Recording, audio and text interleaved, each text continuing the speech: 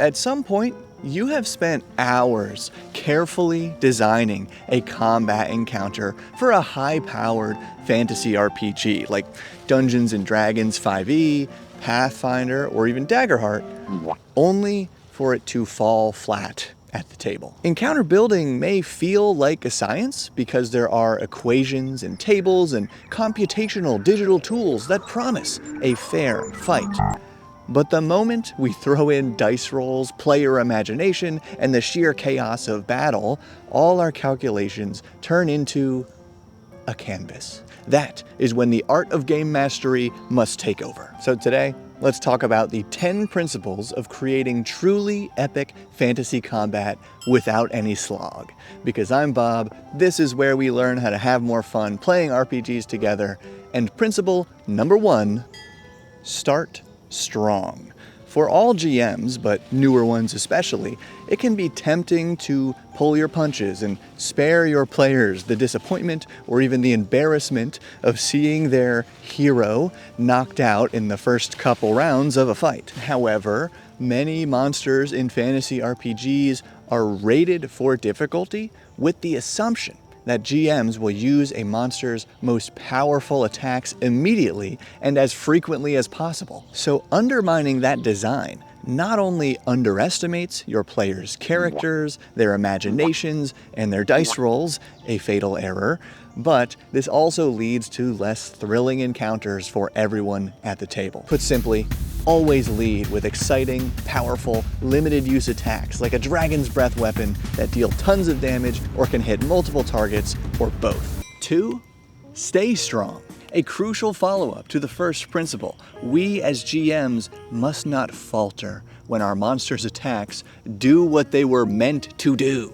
For example, any GM may feel compelled to soften or divert their attacks after a devastating hit knocks out a player character, but we must trust the dice to decide fate and remember that powerful adversaries are memorable adversaries. That doesn't mean you have to force a retreat or cause a total party kill every time. No, this new villain will leave on their own accord once satisfied, but until then, use the monster's features to their fullest capacity. If it can stay out of harm's way with a special feature like a dragon flying high above the party, do that. And if a monster can attack multiple times in one turn using multiple actions, use all those actions until the breath weapon recharges, then use the breath again. And a break for, I don't know if you can hear it, not a train, not a plane, but a chainsaw is going in the distance now. 3. Maximize targets. This principle, while part of starting and staying strong, deserves its own segment. Many powerful monsters in heroic fantasy RPGs have attacks that can hit multiple targets in a single strike, usually described as having an area of effect. And importantly, monsters with such attacks are often rated for difficulty with the assumption that 2 or more targets will be affected by one strike. Therefore, whenever using such an attack, the GM should aim the area so it will affect the maximum possible number of player characters or opposing creatures, and if it is not possible to hit more than one target with the Dragon's Breath, then it actually may be best to use another, less powerful attack in this case, because the Breath's power is severely limited by those few targets. 4. Set objectives. We all love rolling damage, but merely taking turns reducing hit points is not what makes RPG combat exciting and memorable. So here are a few examples of alternate objectives that instantly raise the stakes. Oh, crud. Oh man, did you see that? This deer just came out of nowhere and we both did like a... Oh, there he goes again. Running toward the chainsaw nonetheless. Yeah, forget it. We're gonna... Because you can hear that, right? We're going to turn around. Alternate objective type 1, the precious target, where killing the adversary will unleash a greater evil, or the adversary is actually an ally or a bystander that has been charmed into causing harm. 2, the unconventional chase, because frankly, the rigidity of most fantasy RPGs chase rules destroys the momentum of these otherwise exhilarating encounters, so set the stage in an unconventional way where those rules do not apply. The party must fight to claim a MacGuffin while falling, or while riding vehicles, or while being dragged by giant monsters over land, sea, or lava. The crowd pleaser. Instead of just attacking, introduce a situational mechanic where using all or part of a turn to successfully appeal to onlookers, like arena spectators, even allies or the enemies, grants some boon during the fight, or builds renown that can be leveraged later. Other minor tasks like literally putting out fires or rescuing trapped NPCs could have the same effect here. And one more alternate objective, King of the Hill, where occupying a specific area of the battlefield grants a boon during this fight, or adversaries must be kept out of a specific area, or essentially the battle is lost. Now, principle number 5, set timers and terrain. In addition to alternate objectives, you can easily raise the stakes and create more memorable encounters by introducing countdowns.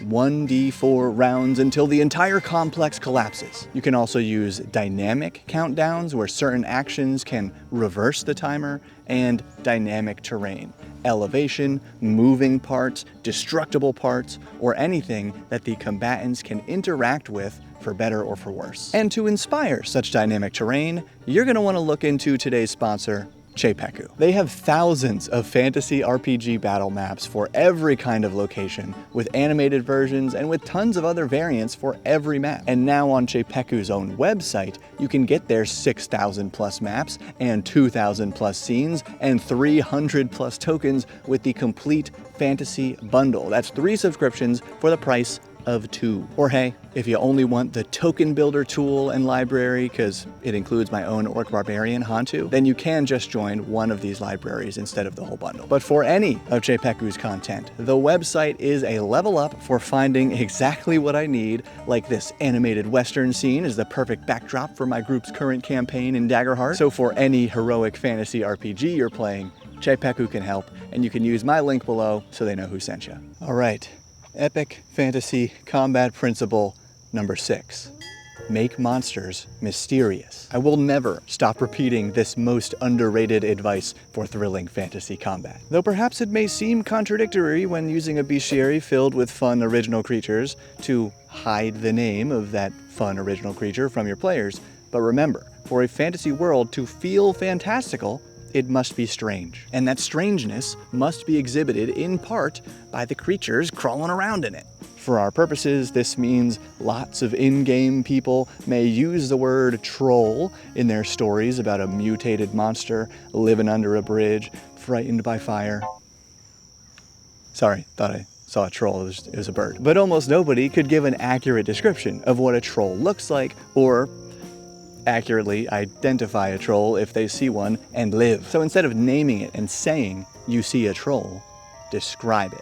You see a hunched creature standing like a bear with too many long black claws, green froggish skin, golden eyes, and a pelt of moss and muck across its shoulders. However, flowery descriptions can be cumbersome and easily forgotten, so only 2 things is a good rule of thumb for what the players will remember about a given mysterious creature. And one of those things might be number 7, loot. Just as adventurers love hoarding magic items and gold, so too do monsters. Every defeated monster or band of monsters should drop something that the player characters can easily claim as a trophy, or use or turn into something else for some other purpose. Reduce, reuse, recycle. A simple solution favored by me and countless GMs for decades is to use random loot. Sometimes matched to particular kinds of monsters or locations, but it's totally fun when the players have to ask,